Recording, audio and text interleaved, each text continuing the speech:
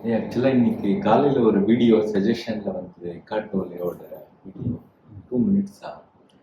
இப்போ நம்ம கோர்ஸில் நிறைய நீங்கள் சொல்லியிருக்கீங்க, இந்த மாதிரி வந்து நிறைய ஞானிகள் வந்து ஆக்சிடென்டெல்லாம் ஞானம் அடைஞ்சாங்க. ரமணருக்கு வந்து மரண பயம் ஒரு நாள் வந்தது, இந்த மாதிரி புத்தருக்கு எதுவும் ஆனாங்க.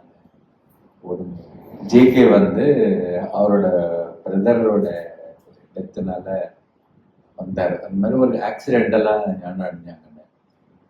இப்போ எக்கார்ட் டோலே வந்து ஆக்சுவலா கிட்டத்தட்ட சொல்றாரு அவர் எப்படி ஞானம் அடைஞ்சாருன்னு சொல்லி.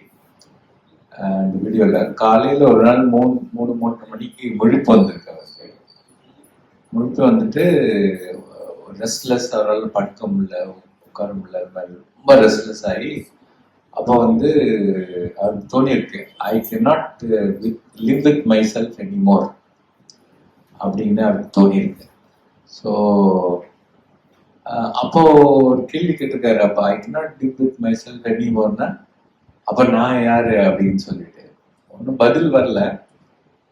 தூங்கிட்டாராம். தூங்கி எழுந்த பிறகு மறுநாள் மார்னிங்ல இருந்து அவருக்கு வந்து கான்சியஸ்னஸ்ல ஷிஃப்ட் வந்துருச்சு. வந்து நான் வேற, கான்சியஸ்னஸ் வேற அப்படின்னு ஷிஃப்ட் வந்துருச்சு. அதுக்கப்புறம் எனக்கு ஒரு பீஸ், என்ன டைம் இருந்தாலும் எனக்கு ஒரு peace of mind throughout the life இருக்கு அப்படின்னு சொல்லிட்டு.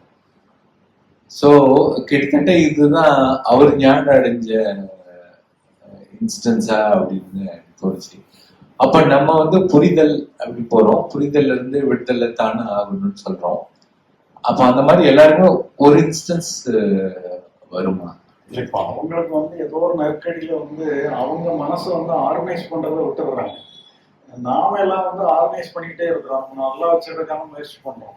அவங்க ஏதோ ஒரு குரூசியல் மூமெண்ட்ல அவங்க ஆர்கனைஸ் பண்ணாம இயற்கைக்கு விட்டுடுறாங்க. அப்ப இயற்கை கொடுக்கும்பொழுது அது அதுவா இயங்குது. நாம வந்து ஆர்கனைஸ் பண்ண அது இயக்கிக்கிட்டே இருக்கோம். முன்னால போய் துரத்தி பிடிச்சி இப்படி இருக்கக்கூடாதுன்னு சொல்லி துரத்தி டூஸ் அண்ட் டோன்ட்ஸ்ன்னு சொல்லி பின்னால துரத்திக்கிட்டே இருக்கோம். எப்படி போனிட்டு விடுறது வேற, பிடிச்சி இப்படி பண்ணும் அரேஞ்ச் பண்றதுங்கிறது வேற. இந்த அரேஞ்ச்மெண்ட்டை எப்போ ஏதோ ஒரு வகையில கீழே போட்டுடுறாங்க. அந்த கீழே போடுறது எல்லாருக்கும் ஒன்று போலதான் ஏற்படுது. அப்புறம் அதை வந்து அடுத்தவங்களுக்கு கம்யூனிகேட் பண்றதுல இப்போ இவர் வந்து ஏதோ ப்ராசஸ் பண்ணி கொடுத்துட்றாரு.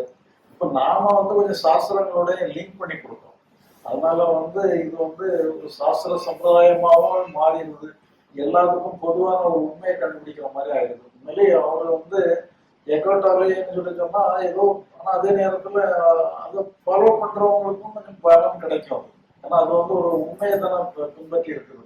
பட் இருந்தாலும் அது வந்து ஒரு சாஸ்திரங்களோட இணைச்சி பேசினாருன்னு சொன்னா இன்னும் கொஞ்சம் அதிக காலம் அது வாழ்றதுக்கு நல்லா இருக்கும்.